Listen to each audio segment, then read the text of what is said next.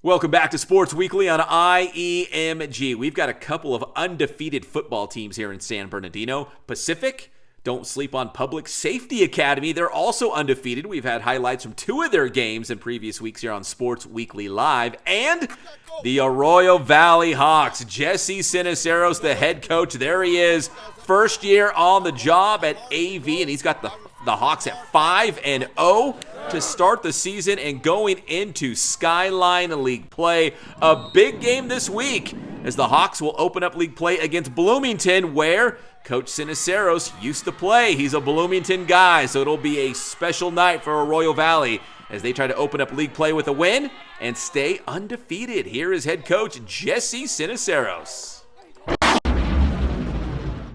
And now join us here on Sports Weekly, the head coach of the Arroyo Valley Hawks football team, Jesse Siniceros. And coach, wow, 5-0 to start the season. I know you took over the program. Maybe in the beginning you weren't sure, are we going to be good? Are we going to be bad? Are we going to be somewhere in the middle? But to start 5-0, what has pleased you as the first-year head coach for Arroyo Valley? What has pleased you through your team's first 5 games of the season? What has impressed you about your Hawks? Yeah, you know what? To be honest, it's just the total buy-in from the kids.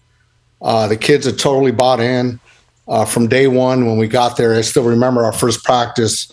It was nighttime, and just to see the looks on their faces, where they were just hungry, and they were looking at us with respect, and I think at the same time hope, but to look back and to look at the way that we've started the season, it's just total buy-in from the kids, 100%, from all aspects of building a football program, from the classroom on campus to the weight room, and then transferring that out there to the football field. But yeah, I'm just really impressed and happy with the total buy-in of the kids. Have you seen, win by win as you start stacking these wins, maybe swagger is probably not the correct word, maybe confidence, right? Like the confidence of the kids, like, hey, maybe we haven't won here at Arroyo Valley in a long time, but things are different this year. Like we have the confidence that we feel like we can compete with these, other teams. I mean, have you seen maybe the team kind of grow in that respect, just in the mindset, after winning some games and going 5-0? Oh yeah. And the great thing about it, is they're building the confidence, but it's a different type of confidence. It's not that cocky confidence, and they're really humble about it. And again, when we came in, and again, I'm blessed, man. I got a really great group of coaches behind me that we're all, preaching the same thing, and that's just one game at a time. So they know the goals. Obviously, every year for me as a head coach it's to make a deep run in the playoffs and to possibly win a championship.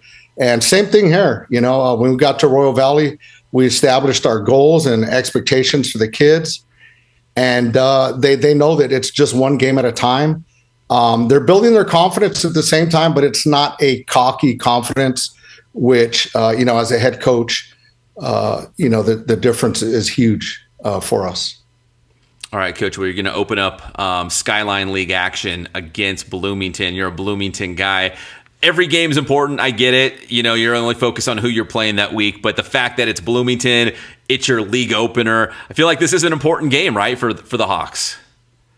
Yeah, I would be lying to say if it wasn't a big game. Yeah. For one, it's a league game, and it's our first step. And again, like I said, we set goals for the kids, and this is our first step in achieving that goal of being league champs. But it's also big, for me personally, because, I grew up in Bloomington. I played my high school ball, Bloomington High School. I played for Carl Beach. And then after graduating college, I went back to Bloomington. At that time, Markham was there. And I was lucky, and I was able to be an assistant coach during that run where we started with Markham, and then we ended with Richard Smith, where we won, all those championships. So it's a legacy, and it was the creation of memories that is important to me. That going back, I think it's going to be an emotional thing, because again, when I played ball there, it was a family event for us. Moms, pops coached there as an assistant coach during those years too, and we're going right back there on Friday night. We're going to obviously be seeing a lot of people and family and friends that we grew up with. So yeah, I think it's more important for us as the coaches than the kids, because again, the kids have done a really good job of just understanding that it's one game at a time. So, and this is just one game. Yeah, and Coach, I understand several coaches on your coaching staff have roots and ties back to Bloomington. I'm just curious, when was the last time you were there? Was it when you were an assistant coach, or did you make a visit? For coaching? Yeah, for as a coach, the last time that I was there, probably 2001. Wow. Where I helped Markham that year in 2001. But as far as an assistant coach and a head coach, this will be the first time going back to Bloomington. But yeah, I got a number of guys. I got Coach Jose Tapia was part of the '94 team. I got Ronnie Adams, which was all county player in '99. I got Jason Hawkins, who was a big tight end for us during those years, Atlanta playing for Ole Miss. Myself that played there. I got my dad also. My dad started the youth football program there in Bloomington, which, fed into the high school back there. And I think he started back in '89. So again, like I said, there's just a lot of history and a lot of memories that were created there in that community that was special. It was special to us. So now what we're doing is we're trying to create that same legacy, the same atmosphere, that family atmosphere for these kids in Arroyo Valley. And I think it's happening. So yeah, we got it going in the right direction.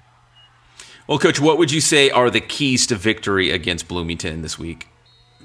It's going to be a battle. It's physical football. They do exactly what we do. I think we need to hold on to the ball. I think defensively, we need to fly around and make good tackles and read our keys on defense. Offensively, I think we need to do a better job of blocking. To be honest, Peps, this season, we haven't really had a full, complete game, I think. But I'm just waiting for that day to happen. So hopefully it'll happen Friday. But that must be exciting. You guys are 5-0 and you still haven't played your best football yet, right? Yeah, no, exactly. And again, I think I'm a perfectionist, so I tend to look at a lot of the negative things, even though if it's a positive play, I'll look at, we missed a block here, because I know that in the future, when we're in the playoffs, hopefully in a deep run, we clean up those mistakes, because in big games like that, and you're playing big teams like that, those little mistakes could land up hurting you. So, but yeah, just waiting for that first complete game, and I'm confident in the kids, and I know they'll do a great job. So yeah, we're in the right place. All right, that's Arroyo Valley head coach Jesse Siniceros here on Sports Weekly on IEMG. Thank you so much for your time, Coach, and good luck against the Bruins. Thank you, man. Thank you for your coverage of high school sports and what you do for these kids and the programs. I know when I was coaching out in the San Gabriel Valley, I was like, man, I wish we had a guy like Pep out here, in the San Gabriel Valley. But now I made my way back home, and I'm really lucky to be being interviewed by you. So thank you. It's an honor, and I'm so glad the Hawks are 5-0. I think local football is better when Arroyo Valley's having success. So I'm glad you are the guy in charge doing it. Thank you. Thanks, Pep.